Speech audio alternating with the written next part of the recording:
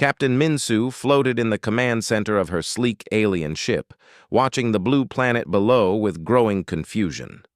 Her 4 purple eyes blinked rapidly as she tried to understand what she was seeing. The planet looked beautiful from space, with its white clouds and blue oceans, but the signals coming from the surface made no sense at all. Her science officer Jiwoo approached with his tentacles writhing in distress. "Captain, we have been watching this planet for 3 days now, and I still cannot understand how these creatures called humans are still alive." Minsu turned to look at the data screens that showed hundreds of different signals from the planet below. Some areas were sending out what appeared to be distress calls, while other areas were broadcasting something the translation computer called music, at volumes that would damage Volani hearing, and strangest of all, some of the signals seemed to be coming from humans who were actually leaving their planet show. "Me, the space activity again," she ordered. Ji Woo activated the long-range scanners, and suddenly the view screen filled with the most terrifying sight Minsu had ever witnessed. Dozens of primitive metal vessels were flying around their planet, and some were even heading toward her ship. Each vessel appeared to be powered by controlled explosions that should have torn the ships apart. The humans had literally strapped themselves to bombs and were flying through space. "Captain, one of the human vessels is approaching us directly," Jiwoo announced, his voice shaking. "It appears to have young humans aboard, and they are broadcasting loud sounds while performing dangerous movements around asteroids." Minsu watched in horror as a small metal ship came spinning toward them. The vessel was covered in bright colors and symbols that hurt to look at. Through the transparent sections, she could see the creatures inside. They had only 2 arms and 2 legs. Their skin was a strange peachy color, and they appeared to be moving their bodies rhythmically to the loud sounds they were broadcasting. The most shocking part was that several of the creatures appeared to be juveniles based on their size, yet they were participating in this clearly suicidal activity. The adult humans had brought their offspring on what could only be described as a death mission, and everyone seemed to be enjoying themselves. "How is this possible?" she whispered. The Volani had spent thousands of years developing safe transportation that used gravity fields and bioenergy. These humans were riding explosions through the vacuum of space and seemed to think it was entertaining. "Captain, the human vessel is requesting permission to come alongside. They want to talk to us." Minsu felt her hearts racing, which was dangerous for her species. Too much excitement could cause their multiple hearts to fall out of sync. The approaching human ship was now close enough that she could see the creatures inside more. Clearly, they had exposed their teeth in what the computer identified as smiling. But to Minsu, it looked like a threat display. The humans were also making rapid movements with their hands and producing loud sounds that the translator was having trouble processing. Most of it seemed to be expressions of excitement and something called enthusiasm, but there were also technical terms about their ship and what they called their space program. Grant them permission to dock, she decided, but keep all security systems ready as the human ship attached itself to her vessel with crude magnetic clamps. Minsu realized she was about to make first contact with possibly the most dangerous species she had ever encountered, not because they were hostile, but because they seemed completely incapable of recognizing danger. The airlock cycled, and 3 humans floated into her ship. The first was tall with dark hair and skin that looked like it had been exposed to radiation. The second was smaller with bright-colored fabric covering most of its body. The third appeared to be very young, probably not even fully grown yet. All 3 were moving with easy confidence in the zero-gravity environment. "Greetings, alien friends," the tall one said through the translation device. "We are from Earth, and we saw your ship. We thought we should come say hello, since you are the first aliens we have ever met." Minsu stared at them in disbelief. These creatures had detected an unknown alien vessel, and their first instinct was to approach it directly without any apparent concern for their safety. They had no idea if her species was hostile, had superior weapons, or carried diseases that could kill them. Yet here they were introducing themselves as casually, as if they were meeting neighbors. "You brought a juvenile on a first contact mission," she managed to say. The humans looked confused for a moment, then the small one laughed. "The young one is not a juvenile," she said. "That is Taimin, and he is actually our pilot. He is just short for a human, and he has more experience flying in space than anyone else on our planet." Min Su felt dizzy. This young-looking creature was their most experienced space pilot. How was that possible? Her own species required decades of training and psychological preparation before anyone was allowed to operate spacecraft. These humans seemed to be making it up as they went along.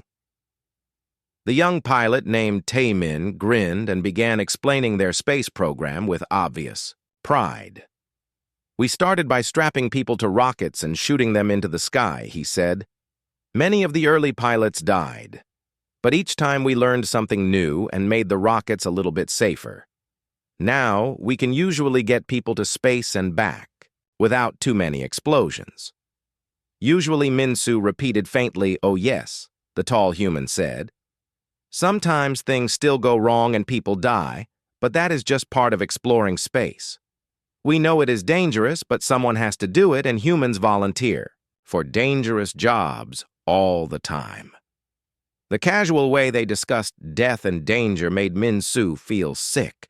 Her species had eliminated almost all risk from their daily lives. They planned everything carefully used, advanced technology to predict problems, and avoided anything that might cause harm.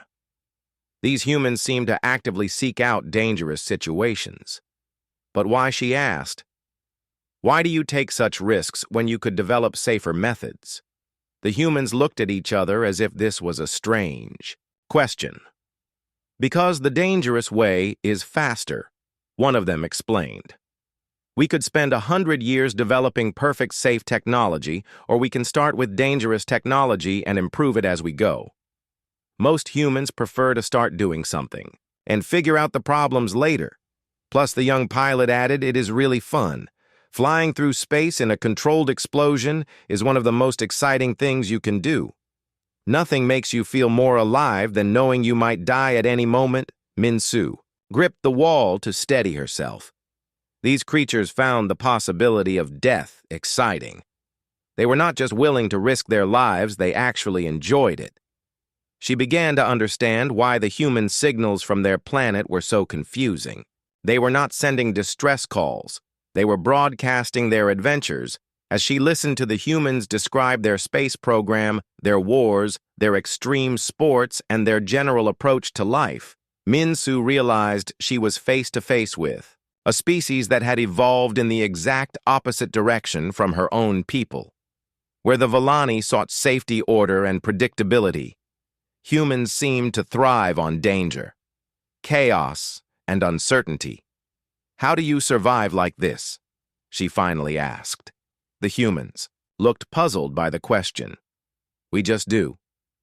One of them said, life is dangerous anyway, so we might as well have fun with it. Besides, when everything is trying to kill you, you get really good at staying alive that night after the humans had returned. To their ship, Min Su floated in her quarters, staring out at the blue planet below. Somewhere down there were billions more creatures, just like the ones she had met. Beings who rode explosions for transportation, brought children on dangerous missions, and thought the possibility of death was entertaining. She was beginning to suspect that humans were not just surviving. Despite their chaotic approach to life, they were thriving because of it, and that thought was more terrifying than any monster she could imagine. Dr. Seok Jin, the chief medical officer of the Villani ship, stood in the sterile white medical bay staring at the human who floated before him. The human had volunteered to undergo medical examination, and Seok Jin had been excited to study a new species. But nothing had prepared him for what he discovered when he began his scans. The readings on his instruments made no sense at all. According to every medical principle he knew, this creature should have been dead hours ago. Yet here it was. Floating calmly and even making jokes about the situation, your internal structure is completely impossible. Seok-jin said to the human through the translation device, "You have liquid metal flowing through your body, a gas processing system that uses poison and bones that are harder than most spacecraft hulls." The human, whose name was Kyung-ho, laughed and flexed his arm muscles. Seok-jin watched in horror as the tissue moved and shifted under the skin like some kind of living machinery. "Oh, this is nothing," he said. "Want to see something really interesting?" Before Seok-jin could stop him, Kyung-ho pulled out a small, sharp object and cut his own finger. A drop of bright red liquid appeared on the skin, and half of Seok-jin's medical team immediately fainted. The sight of the red fluid was so shocking that their nervous systems simply shut down. "You carry iron in your blood," Seok-jin whispered, staring at the drop of liquid metal. "And that wound, it's already closing itself." Kyung-ho looked at his finger where the cut was indeed healing before their eyes. "Yeah, we heal pretty fast," he said casually. "We had to evolve that way because everything on our planet kept trying to eat us. Giant animals with teeth longer than your arms, poisonous creatures that could kill you with a single bite, natural disasters that could destroy entire cities. We either learned to heal quickly or we died." Seok-jin made rapid notes on his crystalline tablet. His own species, the Villani, had evolved on a peaceful world where the most dangerous creature was roughly the size of his thumb. They had never needed to develop such extreme healing abilities or carry toxic metals in their blood, but surely your modern civilization has moved beyond such violence, he said hopefully. Kyung-ho scratched his head. "Well, we still have something called sports where we basically fight each other for entertainment, and most of our games involve simulating combat. And we have these things called extreme sports where people try to almost die just for fun." The remaining medical staff exchanged worried glances. Their own idea of entertainment involved gentle music, mathematical puzzles, and philosophical discussions. The idea of deliberately seeking out near-death experiences was completely alien to them. Seok-jin decided to try a different approach. "Perhaps you could explain your bone structure," he said. "The density readings suggest they could withstand impacts that would shatter our strongest materials." "Oh yeah," Kyung-ho said proudly. "We evolved really dense bones because we kept falling off things, climbing things, getting hit by things, and generally getting thrown around by large predators. Our skeletons are basically built like armor." To demonstrate, he knocked his knuckles against the metal wall of the medical bay, producing a solid ringing sound that made several Villani cover their hearing organs. His bones were indeed harder than their hull plating and your cardiovascular system. Seok-jin continued trying. "To understand, your heart pushes corrosive fluid through your body at pressures that would burst our circulatory systems." Kyung-ho nodded enthusiastically. "Yeah, our blood is pretty acidic compared to most life forms, and our heart is basically a high-pressure pump that never stops working for our entire lives. Sometimes people exercise so hard that their heart rate goes up to 3 times normal, and they consider that fun." The medical bay fell silent except for the sound of several aliens quietly hyperventilating. The idea of voluntarily stressing their cardiovascular system to dangerous levels was incomprehensible. But what fascinated Seok-jin most was the human's attitude toward all of this. Instead of being ashamed or worried about his species' dangerous biology, Kyung-ho seemed proud of it. He talked about their violent evolution and extreme physiology, the way the Villani might discuss a beautiful work of art. "Your species survived by becoming living weapons," Seok-jin said finally. Kyung-ho considered this, pretty much. "Yeah," he agreed. "But we also survived by taking care of each other. When someone got hurt, the rest of us would help them heal. When someone was sick, we would bring them food and medicine. When someone was sad, we would tell jokes or sing songs to make them feel better." He pulled up images on a small device showing groups of humans engaged in various activities. Some were sharing meals, others were making music together, and still others were working cooperatively on complex tasks. We might be tough individually, he continued, but we are really at our best when we work together. A single human can survive a lot, but a group of humans working together can survive almost anything. Seok-jin studied the images with growing amazement. These creatures had not only evolved incredible individual resilience, they had also developed sophisticated social cooperation. Their entire species seemed designed around the concept of mutual survival. Over the following hours, Kyung-ho demonstrated more aspects of human physiology. He showed them how humans could hold their breath for several minutes, how their eyes could adjust to different light levels, how their immune system could fight off diseases that would kill most other species, and how their brain could continue functioning even under extreme stress.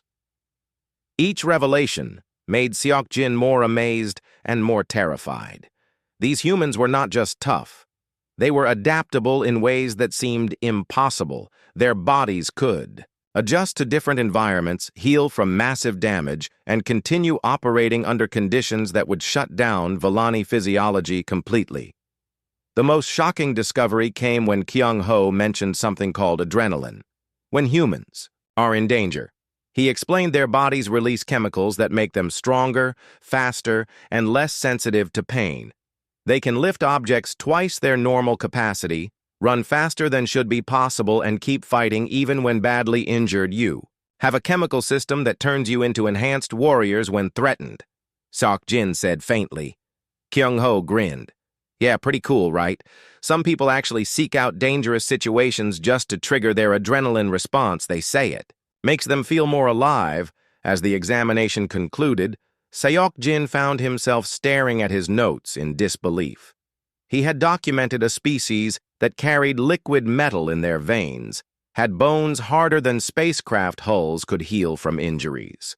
That would be fatal to his people, and had a chemical system that enhanced their physical capabilities during combat. How do you survive like this? He asked. Finally, Kyung-ho looked surprised by the question. We just do. He said, what choice do we have? Life is dangerous, so we evolved to handle danger. It's not really survival if you avoid all the challenges life throws at you. The fun part is figuring out how to overcome them. That night, Seok-jin floated in his quarters reviewing his medical scans and wondering how such impossible creatures could exist. The humans had evolved in conditions so harsh that their very biology was a testament to survival against impossible odds. Yet they spoke about their dangerous world with fondness, as if they actually enjoyed the constant challenges. He was beginning to understand that humans did not just survive in dangerous conditions. They had evolved to thrive in them, and that made them unlike any species he had ever encountered. Commander Hye-jin of the Vellani Environmental Sciences Division stood on the observation deck of her ship, staring down at the chaotic surface of the human planet Earth. The swirling clouds, the scattered land masses, and the complete lack of organized weather patterns made her feel dizzy. Her own homeworld was a masterpiece of environmental engineering with controlled weather, perfect temperature regulation, and carefully managed ecosystems. Captain Min-soo had asked her to study human environmental adaptation, and what she had discovered defied all logic. The humans lived on a world that seemed designed to kill them, yet they had not only survived, but had spread to every corner of their dangerous planet. Your world appears to be in a constant state of environmental chaos, she said to the human liaison whose name was Dong-hyun, through the translation device. You have storms that can destroy cities, floods that wash away entire regions, earthquakes that split the ground open, and volcanoes that spew molten rock. How do you survive in such conditions? Dong-hyun looked puzzled by her concern. Oh, that stuff, he said casually. Well, we just deal with it. When there's a big storm coming, we either get out of the way or we build our houses to handle it. When there's an earthquake, we make our buildings shake along with the ground so they do not break. When there's a flood, we either go to higher ground or we learn to swim. Hai-jin stared at him in disbelief. "You do not control your weather patterns," she asked. Dong-hyun laughed. "Control the weather." "No, we just work around it. Some people actually chase storms because they think it's exciting. We have people called storm chasers who drive vehicles directly toward the most dangerous weather they can find just to study it and film it." The idea was so foreign to Hye-jin that she had trouble processing it. Her people had eliminated dangerous weather thousands of years ago. Their world had perfectly regulated rainfall, optimal temperatures, year-round, and storms that were carefully managed for their aesthetic beauty. The idea of deliberately seeking out dangerous weather was incomprehensible. "But surely you have environmental management systems," she pressed, "some way to predict and prevent natural disasters." "Oh, we predict them pretty well." Dong-hyun agreed. "We can usually tell when a big storm is coming, or when a volcano might erupt, or when an earthquake is likely. But we do not try to prevent them. We just prepare for them and adapt." He pulled up images on his device showing human cities built in the most dangerous locations imaginable. Some were constructed on the slopes of active volcanoes, others were built directly on earthquake fault lines, and still others were located in areas that experienced regular flooding. "Look at this city," he said, pointing to images of a massive human settlement. "This is built right on top of a major earthquake zone. The ground shakes regularly, and sometimes buildings fall down.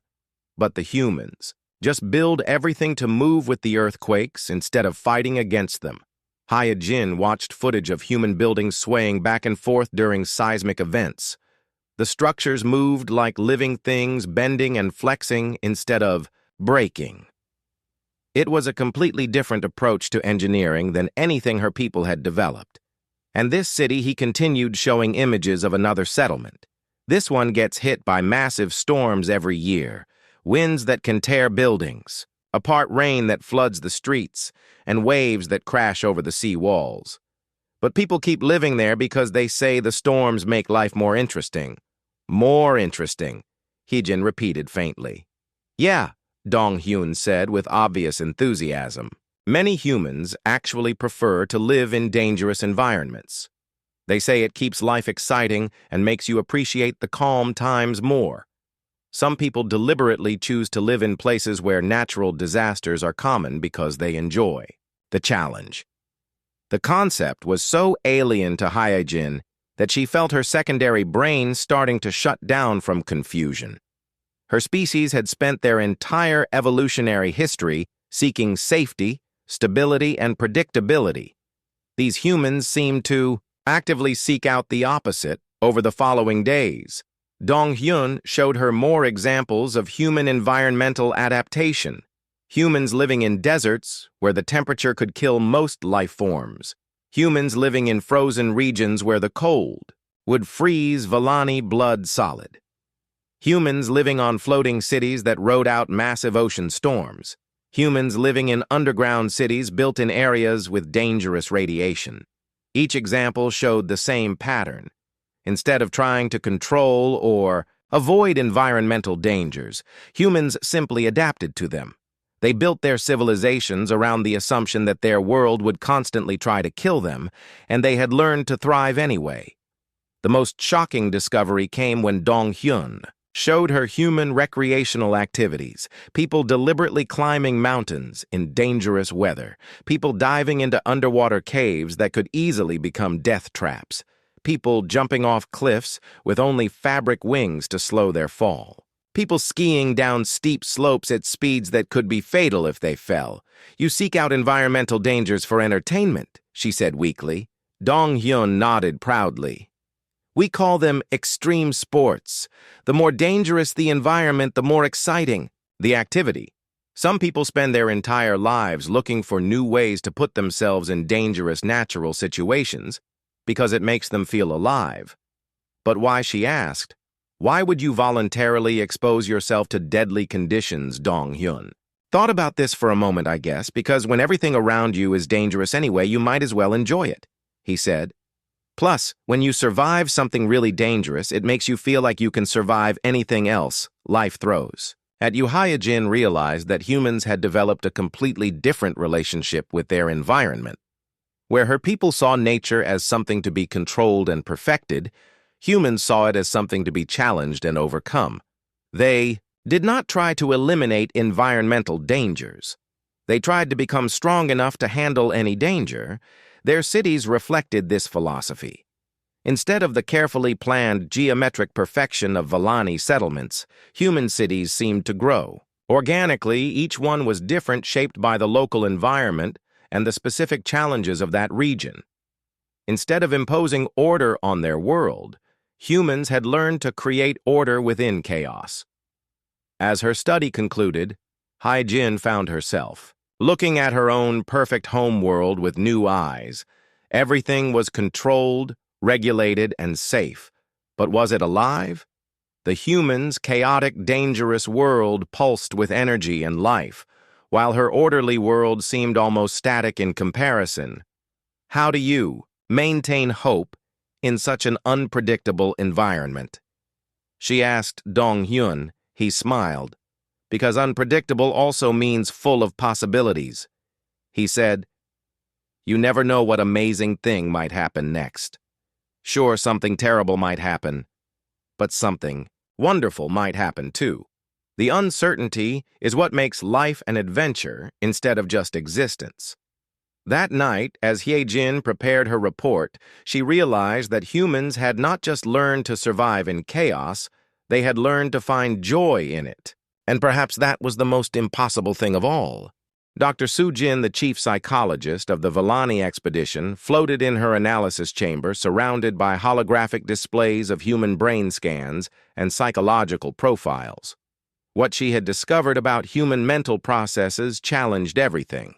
She thought she knew about how intelligent minds should function. Captain Min-soo had asked her to study human psychology, and the results were deeply disturbing. Not because humans were evil or malicious, but because their thought patterns seemed designed to create maximum psychological stress while somehow maintaining mental stability. The human subject floating across from her was named Jin Woo, and he had volunteered to undergo psychological evaluation. Despite being in an alien environment, surrounded by creatures he had never seen before, he appeared completely calm and even seemed to be enjoying the experience.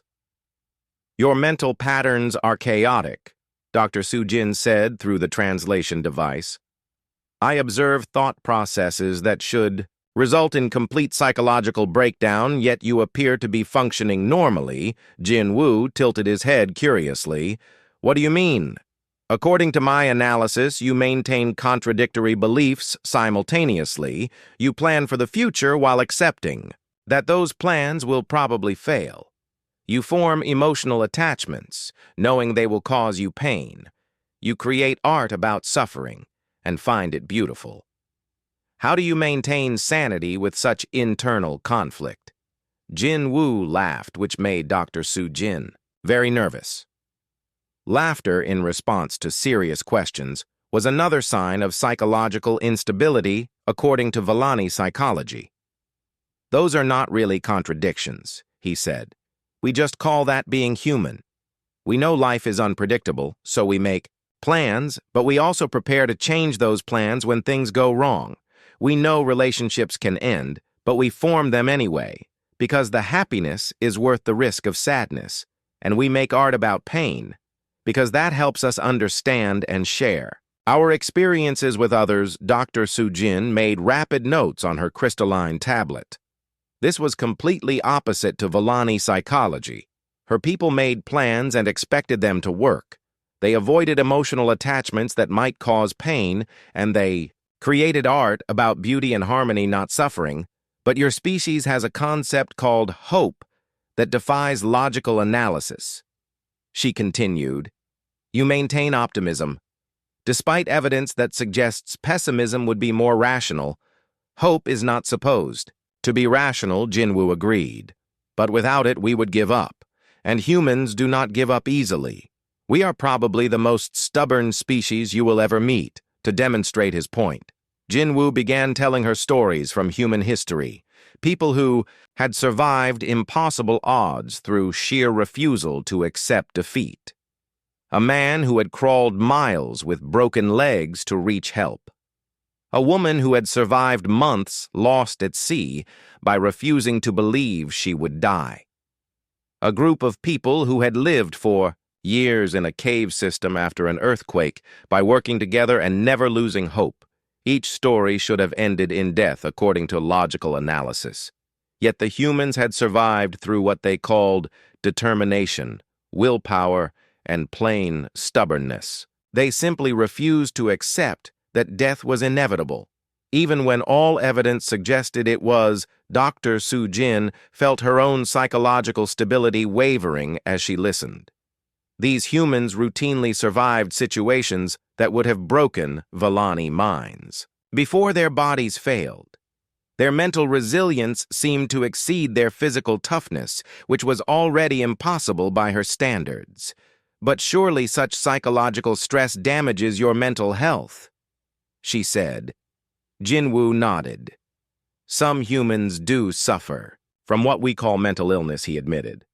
But we have developed ways to help each other.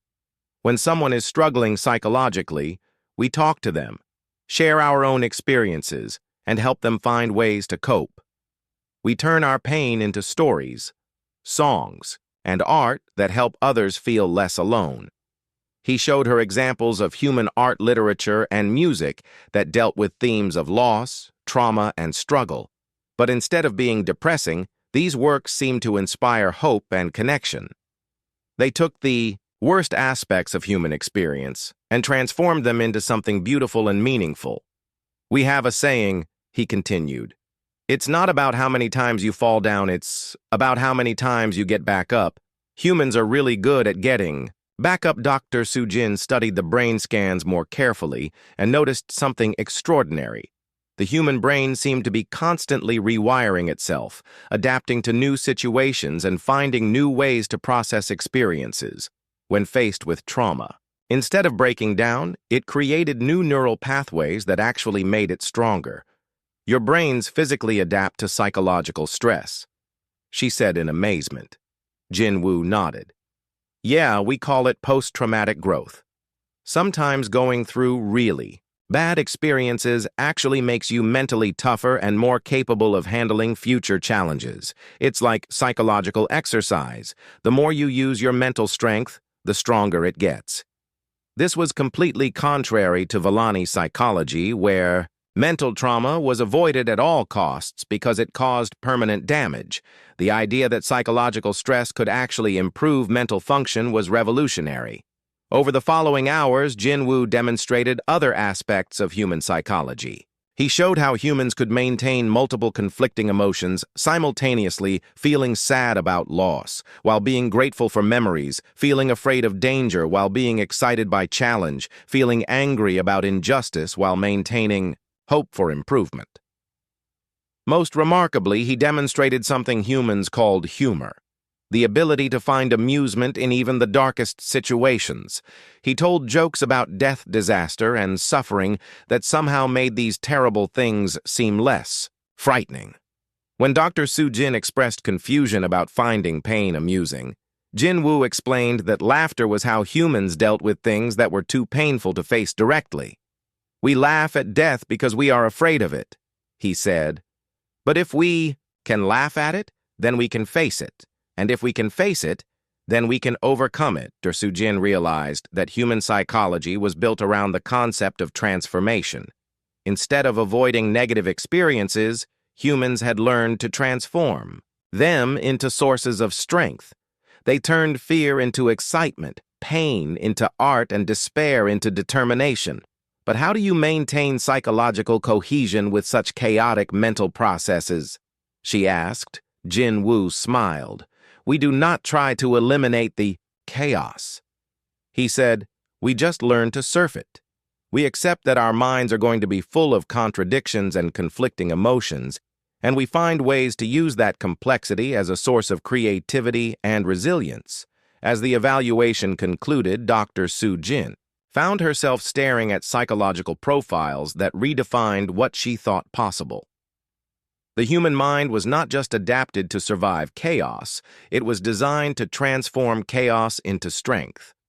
And perhaps most impossibly, it seemed to find joy in the process. "How do you find meaning in such uncertainty?" she asked as a final question. Jin Woo considered this carefully. "Maybe because uncertainty means there is always a chance for something better," he said.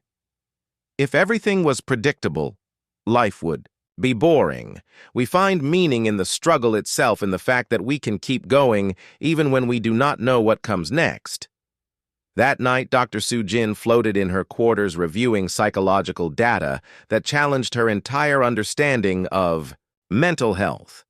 The humans had evolved minds that not only survived in chaos, but actually required a certain amount of chaos to function properly. Their psychological complexity was not a flaw. It was their greatest strength, and that realization was more disturbing than any nightmare she could imagine. The crisis began without warning when a massive solar flare struck the Vellani ship, knocking out primary power systems and leaving the vessel drifting helplessly in space. Captain Min-soo watched her perfectly ordered bridge descend into chaos as alarms blared and her crew stood frozen in panic. Her people had trained for emergencies, but this level of catastrophic failure had never occurred in Vellani history. Their ships were designed with multiple redundancies and fail-safes. The idea that everything could go wrong at once was simply not part of their experience. "Captain, we are detecting massive power fluctuations," reported her engineering officer, his voice trembling with fear. "Life support is failing, and our navigation systems are completely offline. We need immediate assistance, or the ship will be uninhabitable within hours." Min-soo felt her multiple hearts racing dangerously as she watched her crew struggle with a situation they had never been trained to handle. Her people were masters of careful planning and precise execution. But when their plans failed, they had no backup protocols for true chaos. "Captain, this is Commander Jae-ho from the human vessel," came a voice over the emergency communication system. "We are reading your distress signals, and we can see your power signatures failing. Permission to come aboard and help with repairs." Every instinct Min-soo possessed screamed against allowing the chaotic humans onto her ship during a crisis. Their unpredictable methods and dangerous improvisation seemed like the last thing needed in an already impossible situation. But her ship was dying, and her people were paralyzed by the unprecedented failure. "Permission granted," she whispered, knowing she might be making the worst mistake of her career. What happened next challenged everything Min-soo thought she knew about crisis management. Instead of following careful protocols or consulting technical manuals, the humans seemed to flow through her ship like organized chaos, spreading out to different systems and immediately beginning repairs. The human engineer Hyun Woo disappeared into maintenance shafts that were barely large enough for his body carrying tools that looked like they had been improvised from spare parts. He began rerouting power conduits and bypassing damaged systems using methods that violated every safety protocol Min-soo knew. Meanwhile, the human medic Young-suk worked with her traumatized crew, somehow managing to calm their panic and get them functional again. She spoke to them in soothing tones, gave them specific tasks to focus on, and gradually brought order to the psychological chaos that had paralyzed her people. Commander Jae-ho coordinated the entire repair effort while simultaneously crawling through damaged sections of the ship. His people communicated through rapid exchanges of technical jargon mixed with encouraging shouts and what appeared to be jokes about their dangerous working conditions. "How are they doing this?" Min-soo asked her science officer, who was monitoring the repair work with amazement. "They appear to be improvising solutions in real time," he reported with wonder in his voice. "Captain, they are not following any logical repair sequence. They are working on whatever seems most urgent at each moment and adapting their approach as new problems arise." Min-soo watched Hyun-woo literally tear apart a control panel that had taken her engineers months to design, then rebuild it using components, salvaged from 3 different systems. The repairs looked crude and temporary, but somehow they worked better than the original design, Captain. We have main power back online called Hyun-woo. His voice cheerful despite being covered in coolant fluid. That would have been toxic to Vellani physiology. Your ship is going to have some interesting quirks for a while, but she will run better than before once you learn her new personality. New personality? Min-soo asked weakly. Yeah, every ship develops character, once it has been properly broken and fixed. Jae-ho explained as if this made perfect sense. Your vessel just got some experience. She will be more resilient now that she has survived a real crisis, as the emergency system stabilized and normal operations resumed. Min-soo found herself with a ship that was technically less perfect than before, but somehow more capable. The humans had introduced redundancies that had not existed, created backup systems from spare parts, and somehow made her vessel both more chaotic and more reliable. Young-suk approached her with a gentle smile. Captain, your crew performed admirably once they overcame their initial shock. They have excellent technical skills. They just needed help adapting to an unprecedented situation. How? Did you know what to do? Min-soo asked, still struggling to understand what she had witnessed. We did not, Hyun-woo admitted cheerfully. We just started fixing problems and figured out solutions as we went along. That is how humans work. We do not need to understand everything before we begin.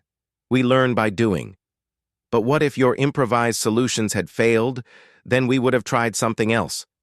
Jae-ho said with a shrug. Failure is just information that tells you what does not work, so you can try a different approach. The important thing is to keep trying until you find something that does work. Min-soo stared at him, then at her ship humming along with its new improvised systems. For 3 hours, these humans had taken control of her vessel, torn apart carefully designed components, and rebuilt everything using methods that should not have worked. Yet not only had they saved her ship, they had somehow made it better over the following days as her crew learned to work with their ships. New systems. Min-soo observed something remarkable. Her people began to relax their rigid adherence to procedures. They started experimenting with minor modifications and improvements. They even began to enjoy the challenge of adapting to unexpected problems. The humans had not just repaired her ship. They had introduced her crew to a completely different way of thinking. Instead of fearing chaos, they were learning to work with it. Instead of avoiding problems, they were learning to solve them. Creatively, Commander Jae-ho, before you return to your ship. She said, I must ask you something. How do your people remain so calm during crises that would paralyze other species? He considered her question seriously. I think it is because we assume something will go wrong, he said. We do not plan for everything to work perfectly. We plan for things to break down. And then we get really good at fixing whatever breaks. When a crisis happens, we are not shocked by it. We are just ready to start solving problems. But how do you coordinate such complex repairs without central planning? We trust each other, he said simply. Every human on my crew knows that everyone else will do whatever is necessary to solve the crisis. We do not need detailed instructions, because we all understand the goal, fix the ship, and keep everyone alive. So we each work on whatever part of the problem we are best equipped to handle. Min-soo realized that humans had developed a form of cooperation that was completely different from Vellani teamwork. Her people worked together through careful coordination and precise role assignments. The humans worked together through shared understanding and mutual trust. As the human ship prepared to depart, Min-soo found herself looking at her vessel with new appreciation. The improvised repairs and jury-rigged systems gave it character and resilience that her original perfect design had lacked. Thank you, she said to Commander Jae-ho. You have shown us that perfection and resilience are not the same thing, he smiled. Perfection is great until something goes wrong, He said, "Resilience means you can handle whatever goes wrong and keep going. That is how humans survive. We do not try to avoid all problems, we just get really good at solving whatever problems we encounter," as she watched the human ship disappear into the distance. Minsu realized that her worldview had been fundamentally changed. She had always believed that survival required eliminating variables and controlling outcomes. But humans had shown her that survival might actually require embracing variables and learning to thrive in unpredictable situations. For the first time in her life, she found herself looking forward to the next crisis. 6 months later, Captain Minsu stood before the High Council of the Vellani Empire in the Great Assembly Chamber, preparing to deliver the most important report of her career, the vast space with its perfect acoustics and mathematically precise architecture felt strange after spending time aboard human vessels with their cramped quarters, random decorations, and constant background noise. The assembled council members leaned forward with interest as she activated the holographic display system. These were the wisest beings in Vellani civilization, individuals who had spent centuries perfecting their society, eliminating risk, and creating a world of perfect order and predictability. "Council members," she began, "I have completed my study of the human species, and I believe I can answer the question that has puzzled us since first contact. How do they survive like this?" The holographic display showed images from her months with the human crew, scenes of humans working together during the crisis aboard her ship, footage of their chaotic but functional cities, and recordings of their casual discussions about death, danger, and uncertainty. "The answer," she continued, "is that they do not just survive chaos, they evolved from it, thrive in it, and have learned to use it as a tool. While we have spent our history eliminating variables, humans have spent theirs adapting to them." She showed the council brain scans of humans demonstrating their incredible psychological resilience, medical data revealing their impossible physiology, and environmental records showing how they had adapted to every dangerous condition their planet could produce. Observe when faced with a crisis. We freeze because it falls outside our parameters. Humans immediately begin experimenting with solutions. They do not need to fully understand a problem before they start addressing it. They learn by trial and error, adapt in real time, and treat failure as information rather than defeat.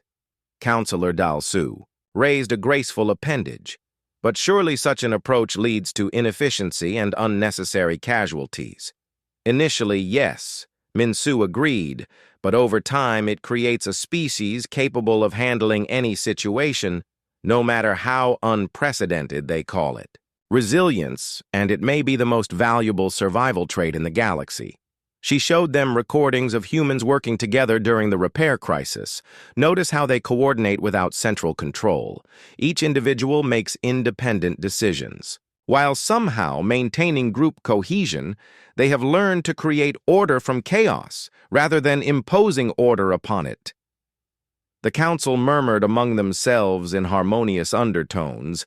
This was a radical concept for a species that had achieved perfection through elimination of variables, control of outcomes, and careful planning of every aspect of existence.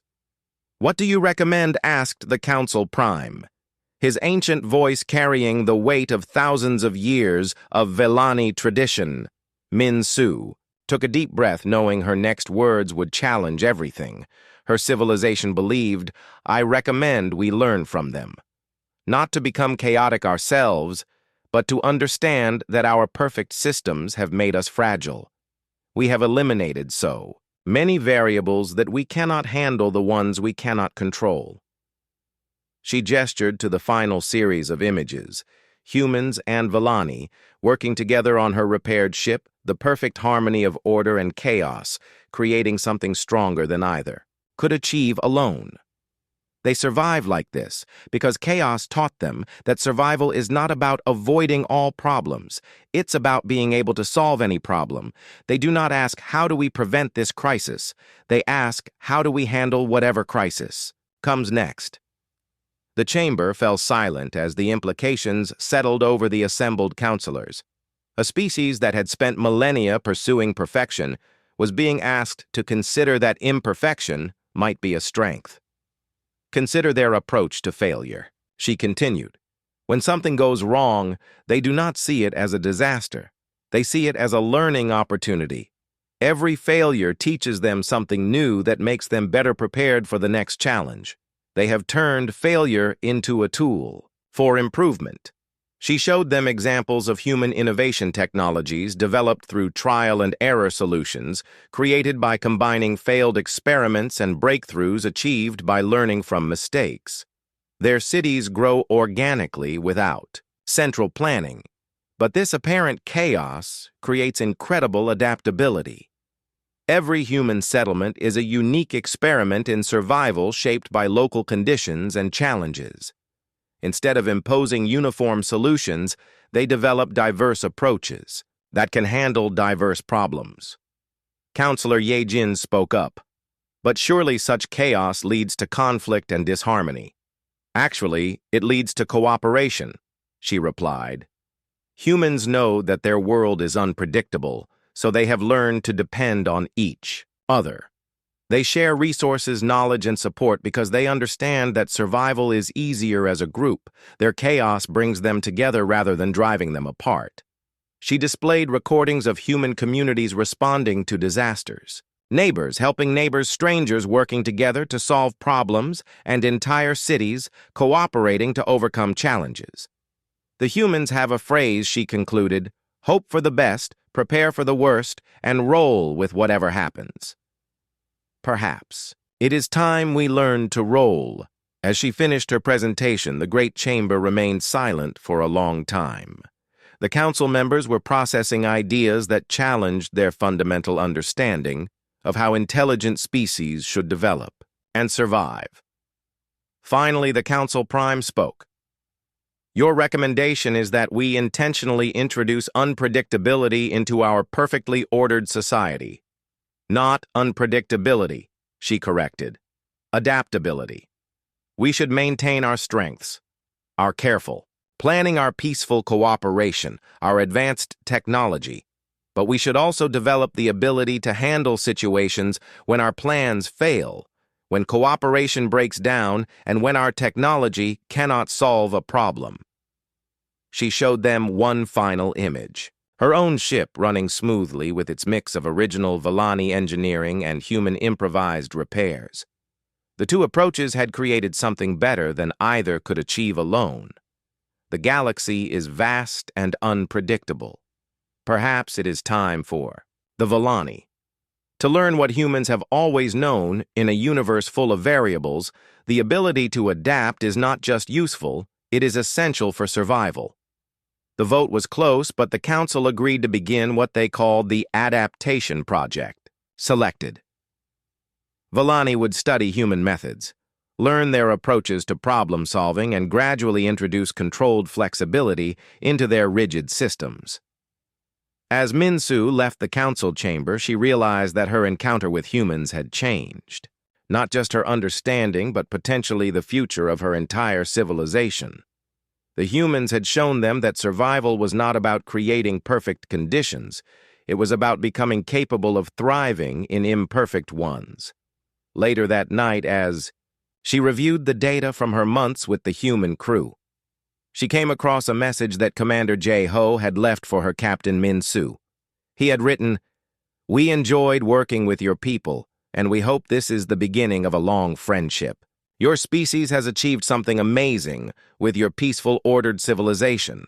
We have a lot to learn from you about cooperation and harmony, just as you might have things to learn from us about adapting to chaos. Perhaps the best civilizations are the ones that can be both ordered and flexible, both peaceful and resilient, both perfect and adaptable. We look forward to seeing what we can build together." Minsu smiled as she realized that the answer to her original question was simpler than she had thought. Humans survived like this because this was how survival worked. The universe was chaotic, unpredictable, and dangerous. The species that thrived were not the ones that avoided chaos, but the ones that learned to dance with it. And perhaps it was time for the Villani to learn some new dance steps.